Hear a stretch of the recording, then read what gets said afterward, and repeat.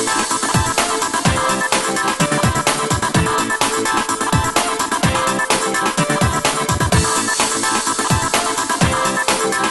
मिजिं बर' नोंथांमोना नायगासिनो मिजिं बर' चेनेल नोंथांमोननो आं दिनै मोनसे गोनां बाथ्रा खिन्थानो गोनां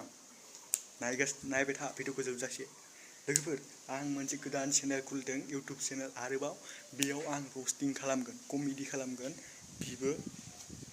बेयाव आं हिन्दीजों रस्टिं खालामगोन बेयाव नोंथांमोना जोबजासे नायबाय थाबाय माइन्डखौ फ्रेश खालामना लाबानो जाबाय लोगोफोर चेनेलनि नामानो जाबाय जन क्रेजि रस्टार बय जन इउटुब चेनेल मिथिबाय जोबजासे नायबानो जाबाय आरो भिडिअखौ मोजां मोनबा नोंथांमोना कमेन्ट खालामबानो जाबाय आरो डिसक्रिपसनाव लिंकआ दं इउटुब चेनेलनि आरो साबस्क्राइब खालामना ला साबस्क्राइब खालामाबालाय मोनगोन आं मिथिखा हले बिखौ हले पाक्काखा आरो लोगोफोर आं मोनसे गिभावे होनो नागिरदों नोंथांमोननो बेयाव नोंथांमोना मोजां कमेन्ट खालाम चेनेलखौ साबस्क्राइब खालाम आरो बेल आइकनखौ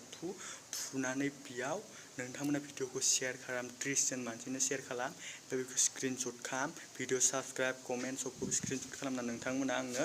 इमेलाव हरबानो जाबाय इमेलनि नामानो जाबाय मिजिं बर' 79@gmail.com बेयाव नोंथांमोना आंखौ डाइरेक्ट प्राइभेटलि इमेल खालामबानो जाबाय बेयाव आं नायनानै नोंथांमोननो जायखिजाया सासे देनांगोन बेयाव बेयो देनानै मानसिया 100 थाखा मोनगोन 100 रुपिस होगोन आं बेयाव बेनि थाखायनो चेनेल सब खालामजोब जा खालामनांगौ खालामजोब बेनिफ्राय फैसा मोननो थाखाय रेडि जा स' थेंक इउ अल दा बेस्ट